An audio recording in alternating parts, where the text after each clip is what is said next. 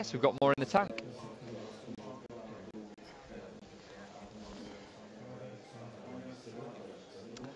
Well, getting ready up at the start. These are the 9 nations. And, of course, Hungary, with their great stars, are the dominant force. But they've brought a development crew here. Here are Poland, who are right out on the far side. And the 2 up front are actually out of the boat to finish second. Romanians here, they were 8th in Europe last year, but who knows, they were looking pretty bright in qualifying for the final here yesterday. Absolutely delighted because they came in ahead of the Ukraine here in lane number 3. Direct qualifiers. Lane 4, another direct qualifier here, the French, who were 7th in Europe last year. And then next to them in lane number 5 are the Belarusians. Belarus, who were the bronze medalists. So take out Hungary, take out Germany. You're looking at the French quartet at the moment, who were 7th, but could well pose a much stronger challenge. And here are the Belarus crew. Now, this is very much the favorite crew here.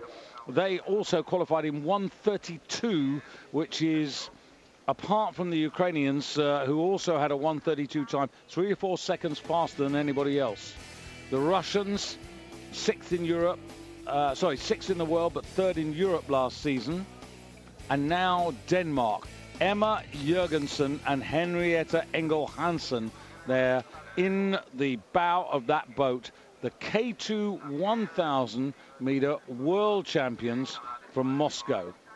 So you can understand the intention, Malcolm, can't you, that the Danish are building a women's K4.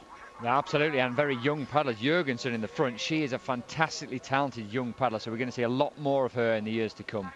And then Portugal 2 away, and Hungary closest to you, and this is a development crew. The big stars not here. No, but you've got to be careful as well, haven't you, with the Hungarians? You just don't know who they're going to put in. They've got some younger paddlers in this, but they could still be a very, very good competitive crew. But yes, you're right, they're keeping their powder dry really with their top paddlers.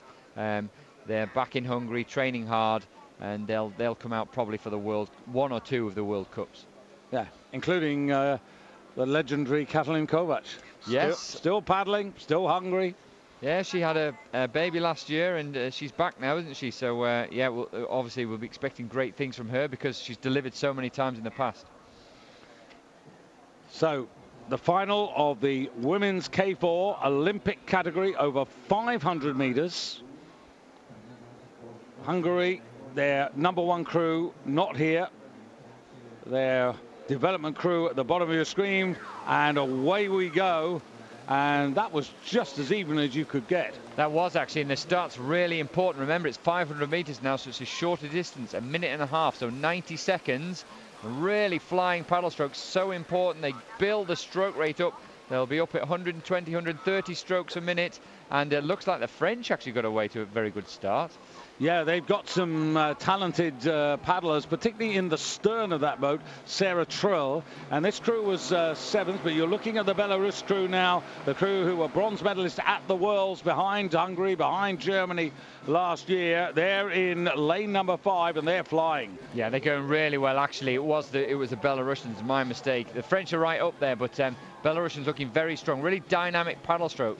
Really locking on. It's only very short paddle stroke, but locking on at the front of the stroke, which is so important. There they are in picture in K4. They've got to keep it together. Those bodies rocking, the legs driving together, but they're pulling away from the rest of the field. Yeah, 180 meters to go, and Belarus looking solid here. But who's going to get silver and bronze? Ukraine very much in there in lane number 3, and also on the other side of the Belarus, the Russians beginning to come through.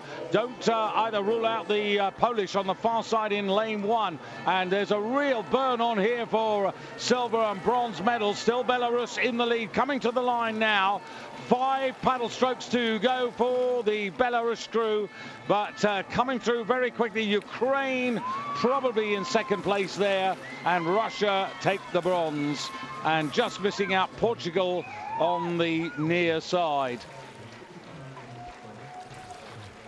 Well, that was some performance by Maharita Makneva, Vola Kudenza, Alexandra Grishina and Marina Litvinchuk. They've slightly reorganized the boat this season, but that was effective. Yes, it's worked. They're such great crew boat paddlers, the Belarusians. They're able to mix and match and come out the K2, come in the K4, switch positions around and still paddle so well. They were very dynamic. They leapt out of the start, really did, lifted the stroke rate. And the race is really over in a blur because the stroke's going so fast. You've got, it's very difficult to latch onto that stroke. The stroke takes hardly any time at all in the water. They've got to all latch on at the same time. And they were doing that really, really well and pulled ahead of the field. They had a length on the rest of the field at one point. So very, very strong. And it doesn't always happen, and it doesn't always mean much, but interesting that those two crews, Belarus and Ukraine, were the crews who qualified directly in from the heats, and those were the two crews that actually put up the 1:32 times in the heats yesterday, and that form has been carried forward to today's final. Yeah, I think it's always a funny one, that's, you know, whether you do a semi-final or not, and sometimes it can be difficult if you have a delay of a few days between the races. But if the races are one day after another, going straight into the final can be a useful thing just to relax and think, I've got there, now we've got to put together our best race. And the Belarusians did that very well, a really good demonstration of how to paddle a K4. Yeah, a spread of 5 seconds across the whole field, a little bit more than that. The Danes, as you can see there, in 6th place, but that's also very much a work in progress, as we suggested with the Hungarians down there in 8th place. These are all incredibly talented athletes. The medal ceremony for the women's K4, the Russians having just received their bronze medals from Andrei Yelench from Slovenia, new board member for the European Canoe Association, and a fantastic driving force for both sprint, slalom and downriver, every form of canoeing in his country. And here the silver medalist representing the Ukraine, and this is Maria Kishasova, Maria Povch, Anastasiya Тодорова and Innej Gryszczun getting their silver medals. The Ukrainians just in the past moments notching up their first gold medal of these European Championships. So a good start to them for the season, but you always just have a little question mark. Have they tapered? Have they peaked a little earlier than everybody else? It's not to take anything away from them. It's just to recognize that people have different regimes as they build up to their primary targets for the season. For all these athletes, the target is ultimately the World Championships, because that is the qualifying opportunity for Rio 2016. And delight from the Belarus women's 4. 1:35.58 their winning time, a full 1.5 seconds ahead of the Ukraine, a full 2 seconds and a bit over Russia. So a decisive performance, Malcolm. Absolutely, yeah, they paddled really, really well. As I said, very dynamic, very strong, great start to the season.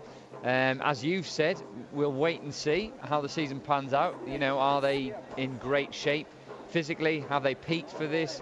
Are they just seeing it as a competition to do through the season? But, you know, that'll give them confidence.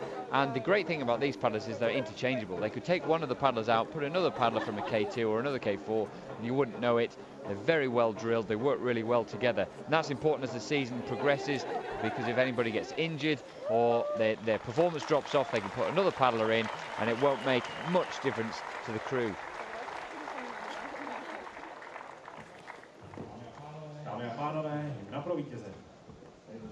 Ladies and gentlemen, anthem of Belarus.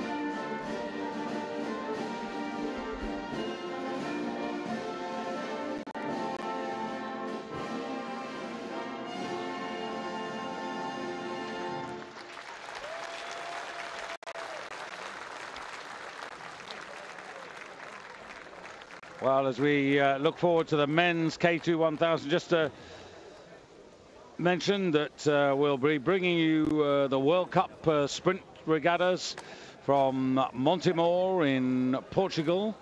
Those come up on the 16th and 17th of May. Malcolm and myself will be hosting that for you. Hope to have your company. And then we go to Duisburg on the 23rd and 24th of May for the second of the 3 World Cups. And the way things are panning out, those will be the most decisive races, or perhaps the final clue, shall we say, as to who might be winning medals at the European Games in Baku, the inaugural European Games. But then some may have even